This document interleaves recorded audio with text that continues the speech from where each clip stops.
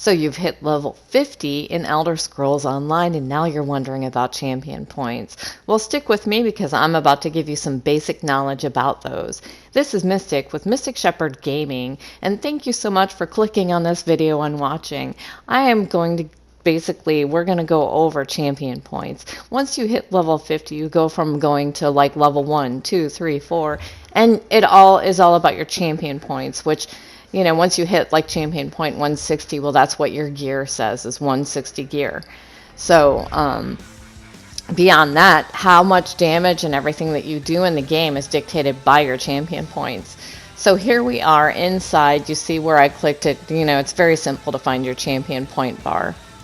And you can see basically as you even click on, like if you're on the PlayStation 4 and you click on options, it brings up a screen, and then the bottom right hand side of that screen, it'll tell you how many champion points you have.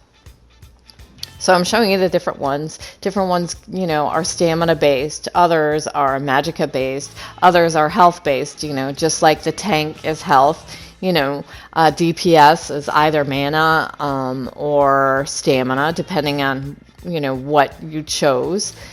Your healers, the same thing. And so depending on what you're doing dictates, you know, what points you put in. And it also, however many points you put into, like, let's say this is the mage, and I only have 7 in that one. But we'll use another one as an example. But like staff expert, you know, that's clear. Physical weapon expert or master at arms, those are for like when you use actual weapons to hit the creatures that you're killing or the, you know, PvPing with. So, and depending on how many points you put in, you know, there's no sense in putting in, like if it says 6.96%, like here it says 1135, leave it at the lower end of that, because that 1 or 2 other points that you're putting in there that brings it at 96, doesn't make a difference. It's until you hit the next point that makes the difference. You can see here the warrior, the steed. Once you get to 120 points in there, then your mount will never run out of stamina. I mean, how awesome is that? You will never run out of stamina on your mount. So then it's all about the speed at that point, right? There's also at some point here, and where I'm going to show you is critical damage taken, and that is only if you are going into PvP. Now here's the thing, you can critical damage given, and the percentage is for everything. It's for, you know, when you go in PvE, you're going into dungeons and things like that, you can critical attack or critical heal. You know, you can critically heal yourself and your group members, and you can critically attack, you know, the monsters, but only in only in PvP do you actually take critical damage. And that's where it's very important to make sure if you don't have that many champion points and you're going to play PvE and PvP, I suggest that you stick to one or the other until you're able to deal with the critical damage situation. Excuse me, because you're hurting yourself in PvE if you put all your points into not taking critical damage for PvP. Do you see what I'm saying? Like, you need those points for other things in PvE, especially if you don't have that many.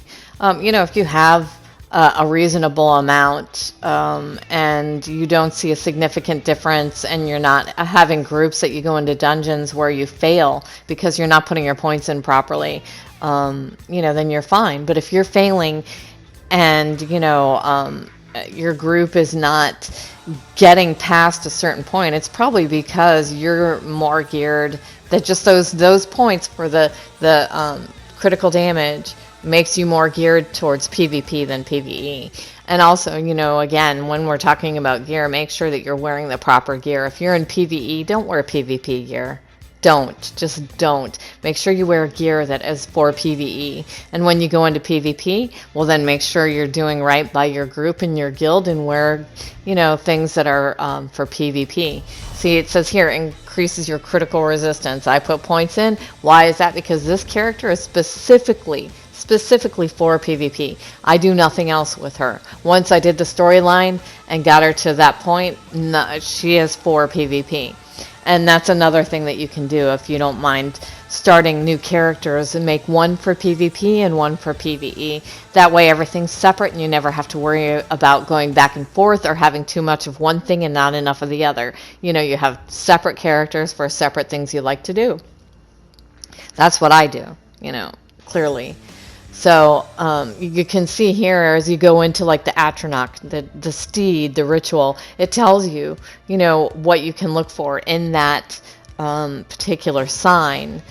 And then you go in and you make your choices, you know. See, in Vengeance, when you block these spells within 10 seconds of each other, your next damaging Manica ability is, you know, you see that. Elfborn increases your critical damage and critical healing. This is for PvE mostly. Well, other than healing. The critical damage is for PvE only, and the critical healing abilities goes for both. You know, if you're going to be a healer type. My chick is a necromancer, and right now I do have her set up for healing and slight DPS, you know. But she is mostly, if I'm going to heal, I'm going to put everything I have into healing. So I actually am thinking of changing her over to like straight up DPS. But we'll see how that goes. Anyway, so, you know, Staff Expert, increase your damage done with light and heavy attacks. You know, that's pretty important.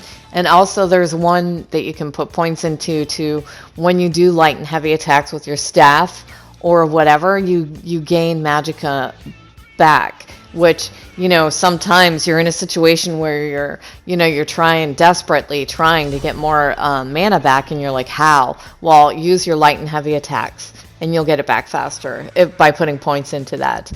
And you can see the retaliation just lit up. You know, there's going to be, you know, things that you don't put points into. And you'll see I even have a couple areas where I have tiny points put in. That's just to remind me that I want to put into that later, or when I can. It's not necessarily that that's all you need in those points, like Siphoner and Sprinter. Those are just to remind me that I want to put into that. You know, I have, like, if excuse me, a guildie, my friend, it's Compton, he helped me figure out, you know, okay, I want to put into this and put into that. So rather than trying to remember and asking him later, what was it you said again? I put a single point or a few points into it, you know, to remind me, yes, this is what he said. This is where I need to put some more points into as I get them. So you can see, you know, if it has to do with, you know, like heavy armor, and you wear, if you wear light armor, then clearly you don't need to put into that.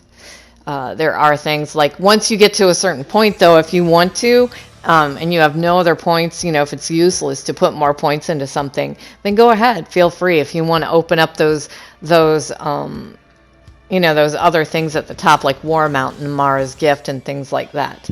The passives is what I guess you would call them, as passive abilities from putting points into that tree. We'll call it a tree or a zodiac sign. Let's say tree, that sounds better. So, you know, then you see here, I'm, you know, really taking my time to show you, this is how you would redistribute your points. See how when you click on that triangle button when you're on a PlayStation 4, redistribution points, or geez, I can't even talk. You know, basically you would get a plus and minus sign, and how you would go back and forth as the R2 and L2. You know, you'd go back and forth taking points out of one and putting them into another. And you know, if you decide that you're unsure and you don't want to commit, then just click the O and you're back out. You don't have to commit, and they don't charge you the 3,000 gold. So here's other ways to make sure that you gain champion points faster. You know, if you have the PlayStation Plus membership, it gets you plus 10 increased experience. When I say increased experience, or when they say it, that's for everything. It's not just like going from level 1 to 50. It's your champion points also. If you're working on spells or weapons, new ones that you're not maxed out on, it gives you increased experience for that also, per kill kind of thing. So here's some scrolls for just for going in, logging into the game every day. Look at that, all straight down in a row. 2, 3, and 4. Each week on a certain day, you will get experience scrolls that gives you plus 50%, and sometimes you'll even get a plus 100%, 150% scrolls. So I hope this is helpful. I hope that it gave you a little bit more basic knowledge of champion points. Please remember to smash that like button, ring the bell to be alerted for future videos or live streams, and hit the subscribe button. Thank you so much for watching my video. Have a wonderful day.